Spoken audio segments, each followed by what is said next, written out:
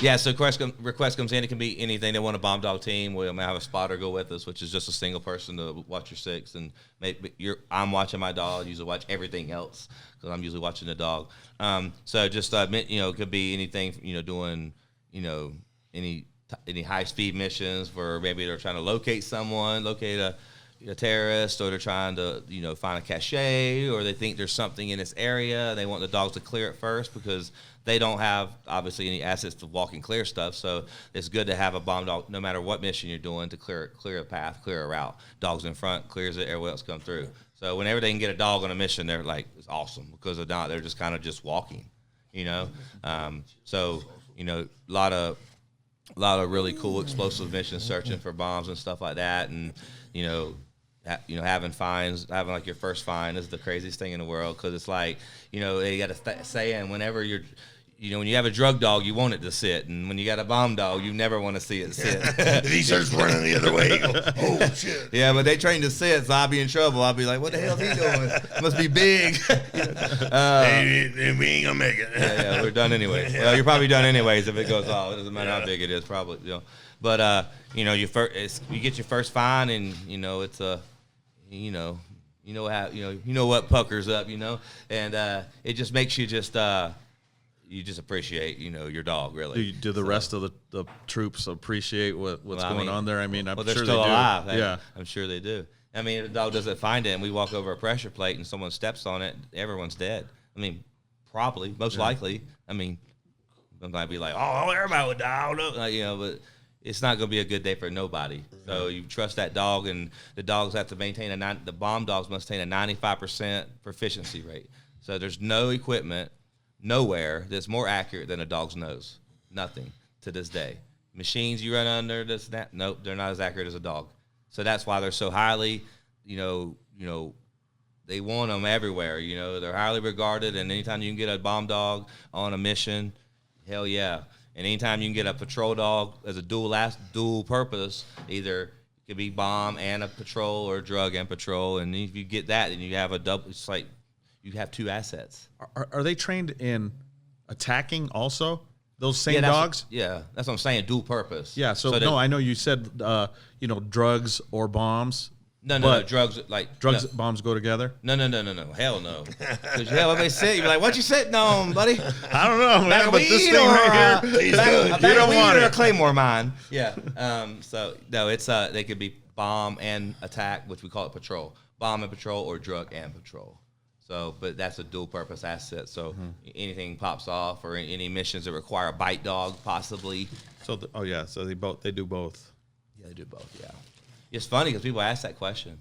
If could a drug dog be a bomb dog? I swear, we hear it all the time. We're like, well, no. We're like, well, could you teach one to sit for drugs and down for bombs? And I'm like, I ain't trying to play with my life like that. I'm not. But he accidentally lays down or something, and I thought he was sitting, or vice versa. Yeah. But yeah, so. Dan, did you have a follow up on that? Falling asleep. Yeah.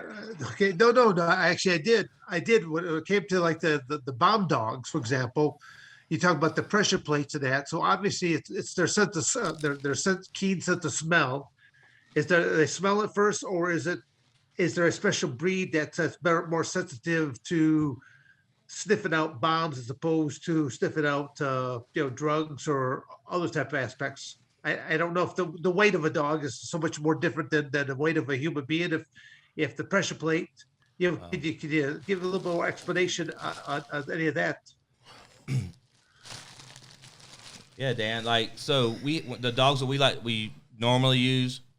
Depends on if it's just a straight search dog. They use a lot of labs sometimes, because a lot of the shepherds and the Malinois are dual purpose with bombs and a patrol, and drugs and patrol, whatever. So with the bomb dogs, for example, the Malinois, the GSDs, the labs, those are the best dogs that we have found that have the best noses. But when we're also I'm talking about going down range, but when we're on installation, say Norfolk, we have submarines. So you're not taking a 105-pound Malinois, like drug dog, for example, down a submarine. Yeah. He sniff out the submarine. He ain't on the water. He has one even fit. Yeah. we use like Jack Russells, Springer Spaniels, dogs like that are small that can fit down in submarines and can search thoroughly. Vice a dog like Gage, like Jury, that was 100 pounds, even though it was a bomb What dog. would they be looking for? Well, I mean, the bomb dogs. Well, they're trained on a numerous amounts of odors, like 11 odors. More specifically on a submarine, what Well, you would think those are your guys. Well, we do drug sweeps there normally. For our own guys. Yes. Oh, okay. Because it's high. It's like what else are you gonna do on a submarine? No. I mean, we do ships too. Ships, building. People bring it to work. People come to the gates with it. Someone requests a drug sweep. Maybe I found something. Someone popped on a piss test. They requested a drug dog. Then we'll go in and we'll sweep the submarine or whatever. Do a health and I think they call it a health and comfort or something like that. Yeah. So, but with the bomb dogs. You want to just get Hunter Biden's phone book and No, go through it. I thought we wasn't going there. Yeah, I thought we were going to talk about that. So I'll tell you who has it. But yeah. So on the, you notice a lot of Belgian Malinois are picked to be bite dogs or whatever you call it. Or downrange. They're used in law enforcement. They're used in the military. What do you think it is about that breed that's attractive to dog handlers? I mean, what's not attractive about a Belgian Malinois? I don't know. He lit up. Wow. But they're loyal, right? I'm biased, obviously. Yeah. I don't know if you could tell, but yeah, I'm a little bit biased. I guess, if you're talking about a working dog, right? Yeah. So it doesn't matter. It's like for me, it's different because I have a pet. I have pets that are Malinois that also are trained to bite. But having a Malinois in the military, I just kind of I know what I'm getting. After being around them so long with a Malinois, you're typically, not always, quote me, most of the time you get in a Malinois, you know what you're getting: high drive, high bite, hard pressure, drive through, like I said about drive with hunt drive and search time. Dog won't get tired. Dog might get tired. Dog won't quit. Dog will go. A lot of Malinois will search until they're physically exhausted and can't move anymore. Some other dogs just quit, lay down. You know what I mean? Like maybe a shepherd is kind of like you don't know what you're gonna get. Right? You might get a good one. You might get an one. I don't know. But I feel like with a Malinois, you know what you're getting every time, and it's like. But the thing is, being able to channel that drive and make it productive, and that's where experience comes in. As a brand new handler, you got a Malinois that's just wanting to just eat everybody's ass and search it, and you got to stop. You got to be able to control that to when you need to use it. That's where the handler comes in. So it's the double-edged sword, depending on who you are. Don't be careful what you wish for sometimes. So or what you ask for. Yeah, you get something like, oh, I didn't know I was getting all that. Believe me, I know that one. Yeah, we talked about it. So you go to Iraq. You're doing these missions. What happens from there? I'm sure you get all kinds of missions from there, right? Not just Iraq. Well, when you're in Iraq? No. I mean, where do you go from there? Oh, after I'm done there? Yeah, and how does your job description change? We were talking earlier, and you're climbing the ladder here. You're getting more responsibility. Yeah, so we'll just speed it up a little bit, So I went back to station. Luckily, I survived, didn't have any crazy injuries or anything, and all my fingers and toes are intact. So I was blessed in that aspect. A lot of missions, a lot of good things happened. Some fines, some good stuff. Fun stuff. Yeah. That's. Yeah. I want to talk about that, but like he was saying, what did you find? Oh well, I mean, you're always gonna a lot of caches. Cache people having weapons they're planning on using against you or using they're just weapons caches and stuff like that. I saw one today. Yeah, I saw one here. But you really want to get that stuff because they've used it against us and stuff like that. So finding some explosive, for example, like a HB IED, it's a house-born IED, being able to it's really hard for certain dogs to do things like that because you have to train that way, you know what I mean? But that's such a good dog, and searching a door before a team goes in to clear the building, whether it be to find, maybe it could be a hostage situation, I don't know. Just depends on what it is. Could be maybe a high HVT, a high vis target that we want to capture, may not want to kill, whatever, depending on the situation. You're not going there, just going there to do a job. But depending on what the mission is in the job before you leave to find out exactly what target is, what mission is, and snap, and then we go start. For example, went to a place where there was a building where it was like it was basically like it was been set up, so it was like det cord going around the door, and a lot of things were trying to bait us in. You get in. Like say if your dog does not respond to say like det cord, it's running maybe to some C4 or to I don't know, depending on what they're using, Claymore. It depends on what they're using, C4, TNT, whatever. They use a lot of like a HME, which is homemade explosives. There's so many variables, right? Well, it could be anything. They're probably not using C4 and things like that, but use a lot of rockets and stuff, and they hook it like HME is a big thing. It's called HME is homemade explosives. You can make an explosive with some Drano. You know what I'm saying? So it's like there's so many different like fuel, like diesel fuel oil, like Amfo. They can make it out of gas. You know what I mean? So we train our dogs on Amfo, and so. They do a lot of HME, which is basically like looks like wood chips soaked in like I don't know, like soaked in like a gasoline or something, and then it's detonated by something, det cord. But anyways, so homemade explosives comes in different varieties. But my dog Jury actually alerted at the door before we opened the door because that could have been a trip, something to set something off when one person goes in, or it could wait till everyone went in, and that day was a remote phone, whatever, from a mile away or whatever. So my dog responded at the door, and we just called in, we took our steps with EOD and whatnot, this and that, and for sure it was a big bomb, a lot of explosives inside buried. At that point, is it just boom and back out or what? We're out of there. Yeah. We got to get, when we back out there, we set up, 6 and 12s, we set up everything, and then we, call in. How far away do you evacuate? Well, it depends on the size of the bomb. Right. Honestly, right. we don't know. I mean, a long ways away. It, a long ass ways away. If you don't find it, but the dog does, and you don't visualize it, how far do you? Yeah. So it's not like that's a car or that's a bus, right? Yeah. So we don't know. We're gonna get, I don't know. I'd say 500 yards, 500 meters, but 500 yards away. I mean, that's a good distance. You just want to set 5 football fields. You just want to get the hell out of there. Yeah. It's like about a mile, right? I feel like it's like you just know the distance, like to get away. Like I know to get away, we're not going to be like at the road, or whatever. Like it's, a few hundred feet, 4 or 5. I mean, you need to be out of there, a good ways. But and we set up, and then they come and do what they do, and they set up their own stuff, and then they end up blowing the house, or if they can, like EOD does all this, so they come in, maybe if they can disarm it or whatever, they do all this cutting wires and shit. So if they can disarm it, they'll do that and clear it, and then we can still get what we wanted to get out of there or whatever, depending on what's going on. Could be someone in there that needs to be captured, and he's wearing a bomb vest. Right. I mean, and he's like, "Oh, help me!" And you get close, and boom, done. That's happened before. For sure. I mean, I ain't seen it, but I know it's happened. Yeah. It happens all the time. Suicide bombers. It's walk up to the gate and set themselves off. Boom, done. Right. So, I mean, a lot of stuff like that, man. A lot of roadside. I found some roadside stuff, stopping people.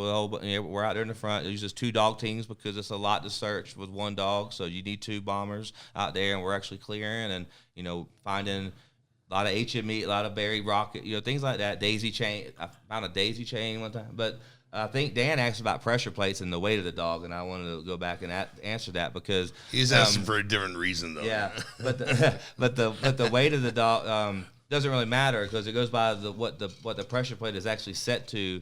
For like any dog's going to weigh more than a few pounds, so and if that happens, then it doesn't matter anyways because we all go. It goes boom, and we go die. We turn into a pink mist. So we train our dogs. Well, they want to train dogs to work to source as close as they can, but when I go to combat, I train my dogs to respond away from source. So source is where you encounter where I want them to encounter the majority strength of the odor, and so.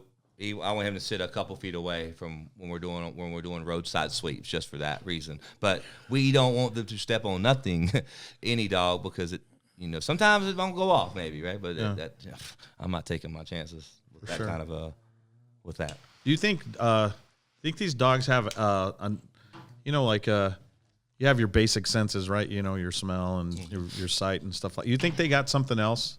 You think they have an extra sensory that Sixth sense? Yeah, something that they feel.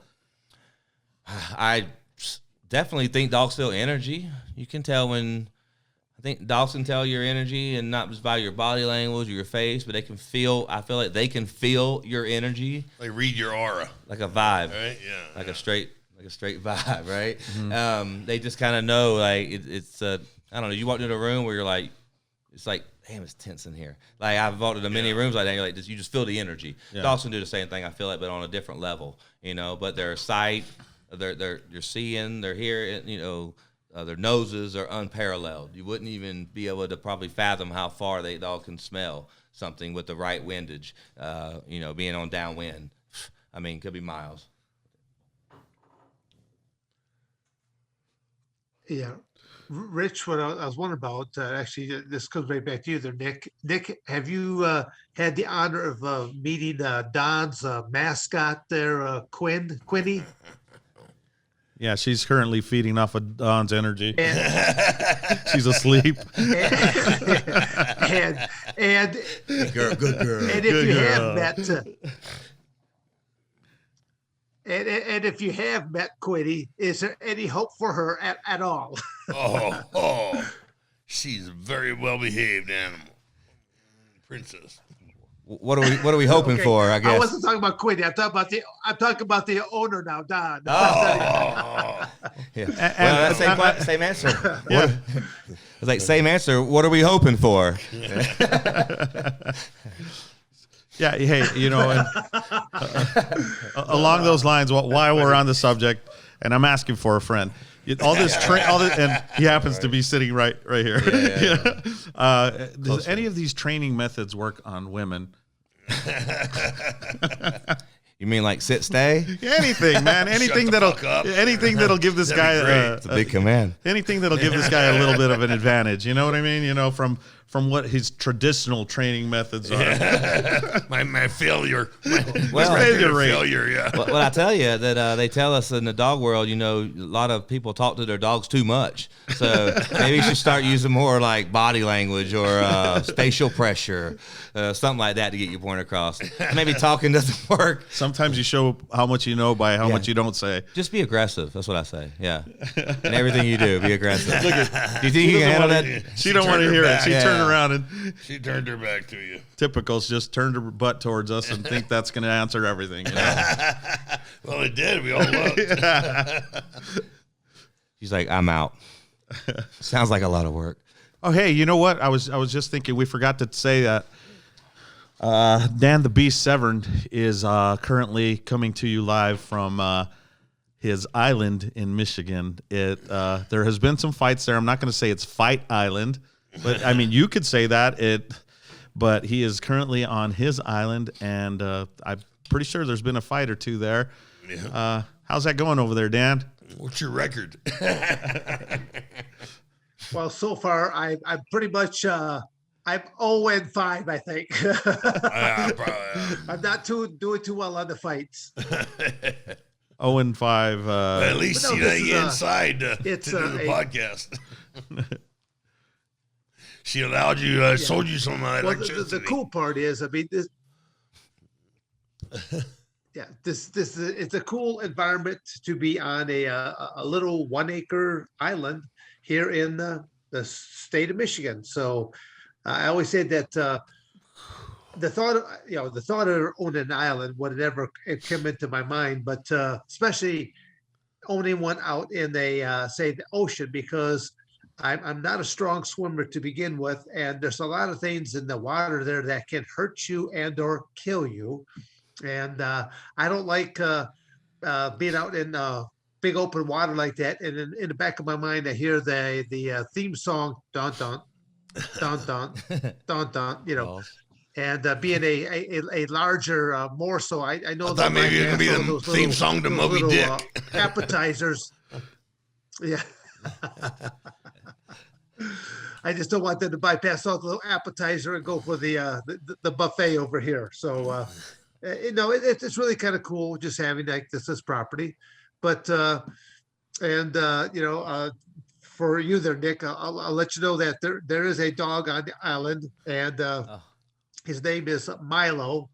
And you would think that Milo wouldn't be getting any trouble, at least not be running away because he's surrounded by water. But he gets into trouble on a daily basis because he's nothing more than a curious George trying to see turtles and, seeing the novelty of a fish come up close to shore. And then there's other, animal life that he's never seen before, like muskrats and that. So I think you need to add a Belgian Malinois to that herd out there to protect the perimeter. You don't want anybody just showing up randomly and trying to Jumping no, off the actually, boat. I've learned quite a bit there about this Belgian Malinois. Yeah. Speaking about Milo though, I know a trainer. I know a guy. I know a guy. I know a guy. No, again.